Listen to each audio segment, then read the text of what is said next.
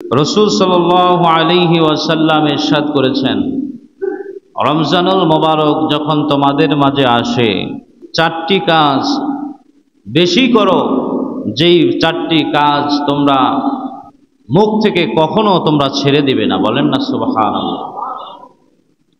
সেই চারটি কাজ হলো, এক নম্বর হলো কালেমায়ে তাইয়্যিবা বেশি বেশি পাঠ করা। কি করা? কালেমায়ে তাইয়্যিবা লা ইলাহা ইল্লাল্লাহু মুহাম্মাদুর রাসূলুল্লাহ সাল্লাল্লাহু আলাইহি ওয়াসাল্লাম, এই কালেমায়ে তাইয়্যিবা বেশি বেশি পাঠ করা। যদি কোনো ব্যক্তি এই কালেমা 100 বার পাঠ করতে পারে, তাহলে আল্লাহ সুবহানাহু ওয়া তাআলা এই পৃথিবীর মধ্যে যত মাখলুক আল্লাহ পাক বানিয়েছে, গর্তের পিপিলিকা পর্যন্ত, সমুদ্রের তলদেশে ঝিনুক পর্যন্ত, আল্লাহ সুবহানাহু ওয়া তাআলা ওই ব্যক্তির জন্য সমস্ত মাখলুক তার ক্ষমা প্রার্থনা করবে, মাগফিরাত কামনা করবে। বলেন সুবহানাল্লাহ। তাহলে কত বড় সওয়াব! একবার যদি কোনো মানুষ কালেমা পড়ে, তাহলে ওই মানুষটি তার জীবনটা গুনাহমুক্ত হয়ে যায়। বলেন না সুবহানাল্লাহ। কালেমা কত মূল্যবান!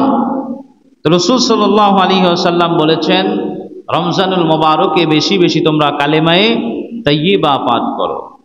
দ্বিতীয় নাম্বার হলো বেশি বেশি করে ইস্তেগফার করো। কি করো? বেশি বেশি করে তোমরা ইস্তেগফার করো।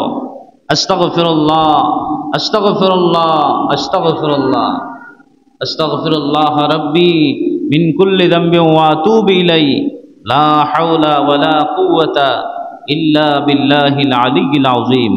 ইস্তেগফার বেশি বেশি করতে হবে। আল্লাহ সুবহানাহু ওয়া তাআলার কাছে রমজানুল মোবারকে জান্নাত চাইতে হবে। কি চাইতে হবে? জান্নাত চাইতে হবে। জান্নাতুল ফেরদাউসের মেহমান হওয়ার জন্য আল্লাহর কাছে বলতে হবে। কারণ আল্লাহর কাছে চাইলে আল্লাহ পাক দিবে, না চাইলে আল্লাহ পাক মানুষকে দান করে না। আল্লাহ সুবহানাহু ওয়া তাআলার কাছে কি চাইতে হবে? রমজানুল মোবারকে আল্লাহর কাছে জান্নাত চাইতে হবে। কি চাইতে হবে? সকলে বলেন, জান্নাত চাইতে হবে। এরপরে আল্লাহ সুবহানাহু ওয়া তাআলার কাছে জাহান্নাম থেকে পানা চাইতে হবে। জাহান্নাম থেকে আমাদেরকে কি চাইতে হবে? মাফ চাইতে হবে। এই চারটি কাজ রমজানুল মোবারকে রাসূল বলছেন আমাদেরকে বেশি বেশি করার জন্য।